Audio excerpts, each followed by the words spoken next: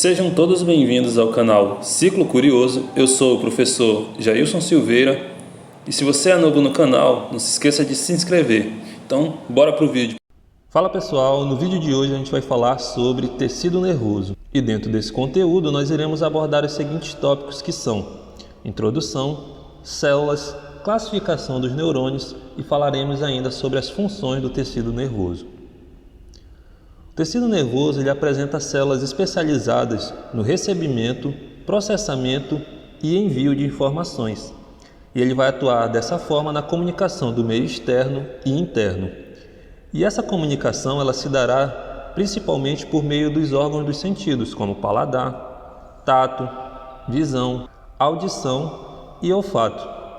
Então é por meio desses órgãos dos sentidos que a gente consegue realizar a comunicação do meio externo com o interno, por intermédio das células que a gente vai ver a seguir. Então, falando das células que estão presentes no tecido nervoso, a gente vai ter aí os neurônios e também as chamadas células da glia. Os neurônios são as principais células do tecido nervoso. São os neurônios que vão ser responsáveis pelo envio de informações do meio externo para o meio interno e vice-versa. Já as células da glia, elas são consideradas células acessórias, porque elas vão funcionar como um auxiliar dos neurônios. Então elas vão auxiliar na nutrição, na defesa do neurônio, entre outras funções que a gente vai ver a seguir. Mas já adiantando, a gente vai conhecer então algumas dessas células da glia. Temos aqui no caso os astrócitos, os oligodendrócitos e também as chamadas micróglias. Falando aí de uma das células principais do tecido nervoso, nós vamos ver então a estrutura de um neurônio. O neurônio ele vai apresentar o corpo celular. Vamos ter também o chamado núcleo, que é a unidade de processamento de informações. Teremos essa região que é um prolongamento do corpo celular, que a gente chama de dendritos. É por meio dos dendritos que as informações chegarão até o neurônio. Então as informações chegam através dos dendritos, passam pelo núcleo e seguem por uma outra estrutura que a gente conhece como axônio, que nada mais é do que esse outro prolongamento maior do corpo celular. Então todo esse prolongamento maior que parte lá do corpo celular, ele é chamado de axônio. E além disso, nós temos também as chamadas células de Schwann, que são responsáveis pela formação da bainha de mielina no sistema nervoso periférico. Vale um destaque aqui porque os oligodendrócitos, que são aquelas células que a gente viu anteriormente, que são células da glia, esses oligodendrócitos, eles são responsáveis por fazer também a bainha de mielina, só que no sistema nervoso central. Então a diferença aí das células de Schwann e dos oligodendrócitos é que cada um vai produzir a bainha de mielina, só que em sistemas nervosos diferentes. A célula de Schwann vai fazer a bainha de mielina no sistema nervoso periférico, enquanto os oligodendrócitos eles vão produzir a bainha de mielina no sistema nervoso central. Aqui nós temos uma estrutura dessa bainha de mielina por dentro. A função principal aí da bainha de mielina é fazer com que o impulso nervoso ele seja acelerado, ele aconteça com mais rapidez. Então aqui nessa imagem a gente pode ver dois neurônios, um neurônio que apresenta a bainha de mielina e outro que não apresenta. Esse de cima, como a gente pode ver, ele apresenta a bainha de mielina e aí o impulso nervoso ele acontece com mais rapidez, enquanto o de baixo, como a gente pode ver, que não apresenta a bainha de mielina, esse impulso nervoso ele vai acontecer de forma mais lenta. Então a função aí da bainha de mielina é justamente fazer com que esse impulso nervoso, que chega através dos dendritos, é processado no núcleo e transportado ali para o axônio, ele aconteça com uma rapidez muito maior. Outro ponto que merece destaque é o chamado nódulos de Ranvier. Os nódulos de Ranvier nada mais são do que a estrutura do axônio que ficam entre as células de Schwann e que não recebem o revestimento da bainha de mielina. Falando agora da classificação dos neurônios, a gente pode classificar os neurônios de duas maneiras, através da forma e também através da função dos neurônios. Então, começando aí pela forma, os neurônios eles vão apresentar basicamente quatro formas, que são as seguintes: unipolar, bipolar, pseudo-unipolar e multipolar. Começando aqui pelo unipolar, a gente tem o seguinte: a gente tem essa estrutura aqui que a gente já viu anteriormente, que é a estrutura que a gente chama de corpo celular. Desse corpo celular, quando a gente tiver um único prolongamento partindo desse corpo celular, a gente vai chamar esse neurônio de unipolar. Então aqui, como a gente pode ver, parte apenas um único prolongamento desse corpo celular. Por isso a gente chama ele de unipolar. Já nesse segundo aqui, a gente pode ver que desse corpo celular estão partindo 2 prolongamentos. Então a gente classifica ele como bipolar. Já esse terceiro caso, que é conhecido como pseudo-unipolar, vale ressaltar aí que pseudo quer dizer falso, então é como se ele fosse unipolar, só que na verdade ele não é. Ele parece ser unipolar, porque ele aqui, ó, partindo do corpo celular, a gente vê uma ramificação. Só que essa ramificação, logo em seguida, ela dá origem a 2 ramificações.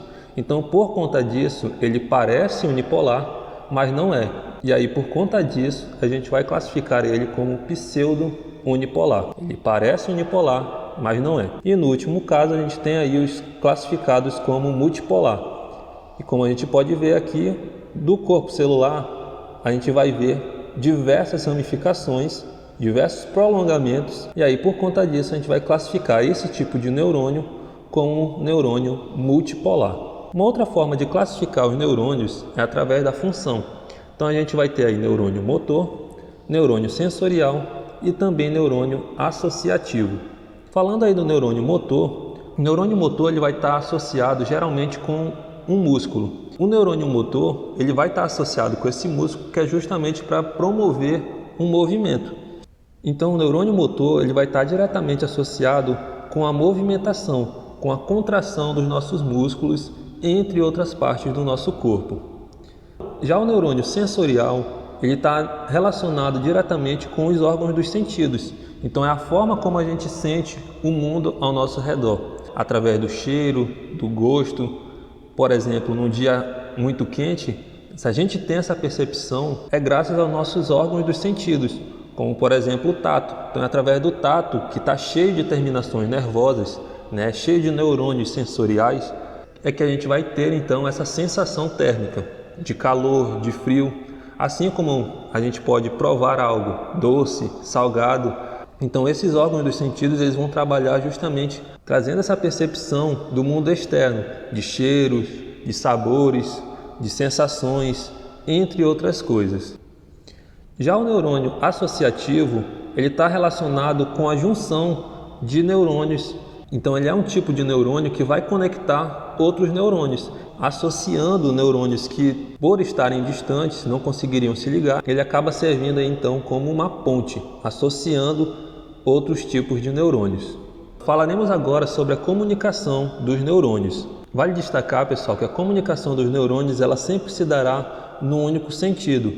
Como falei para vocês, o tecido nervoso ele é responsável pelo envio de informações. Então aqui a gente tem uma informação.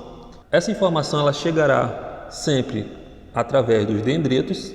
Então, tendo como exemplo esses pontinhos amarelos como sendo a informação, ela chega através dos dendritos, passa pelo corpo celular, onde ela vai ser processada, e depois disso ela vai partir pelo axônio. E na terminação desses axônios, a gente vai ter então o que a gente chama de comunicação. Esses axônios, quando eles encontram com o dendrito de outro neurônio, a gente vai ter então acontecendo o que a gente chama de comunicação entre os neurônios. Então a comunicação ela sempre se dará nesse sentido.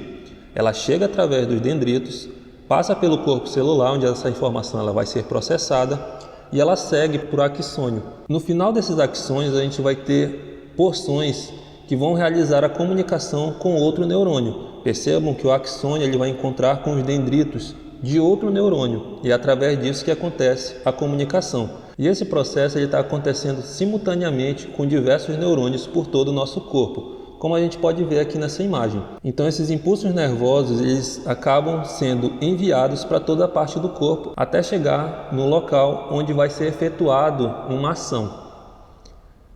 Bem, como eu falei para vocês, na terminação desses axônios a gente vai ter então a comunicação dos neurônios de fato. Então quando um axônio de um neurônio encontrar com o dendrito de outro neurônio, a gente vai ter o que a gente chama de comunicação dos neurônios, que também pode ser chamada de sinapse. Falando agora das células da glia, a gente tem aí os astrócitos, os oligodendrócitos e as micróglias. Começando com os astrócitos eles vão ter como características células com formato de estrela, por isso o nome astro, astrócitos, e apresentará como funções a sustentação do neurônio, assim como também a nutrição. Então os astrócitos eles vão realizar a nutrição dos neurônios. Então geralmente a gente vai ver os neurônios associados com os astrócitos. Por quê? Porque serão os astrócitos que terão como função transportar através dos vasos sanguíneos, eles captam esse oxigênio, toda essa nutrição que passa pelos vasos sanguíneos, geralmente capilares. Então os astrócitos eles vão captar esse oxigênio, esses nutrientes que estão passando por esses capilares e eles vão enviar para os neurônios, fazendo então com que esse neurônio ele seja nutrido. Além disso, ele vai fazer também uma espécie de eliminação de substâncias tóxicas. Falando agora dos oligodendrócitos, óligo significa poucos. Então são células que vão apresentar como características poucos dendritos.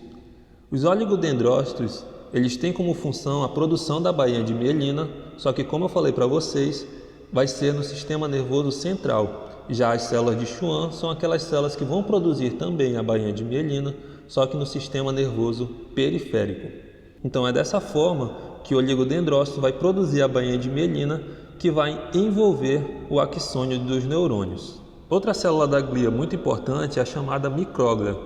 A micróglia ela apresenta como característica ser as menores células do tecido nervoso, por isso o nome micro, e terá como funções a proteção e reparo dos neurônios. Então, como o neurônio é a célula mais importante do tecido nervoso, responsável pelo recebimento e envio de informações, o neurônio ele precisa ser protegido. Vai ser a micróglia que vai proteger esse neurônio contra invasões de bactérias, vírus, entre outros agentes que podem vir a causar algum dano aos neurônios. Então, de maneira geral, a gente tem aí que a função do tecido nervoso é fazer as comunicações entre os órgãos do corpo e o meio externo.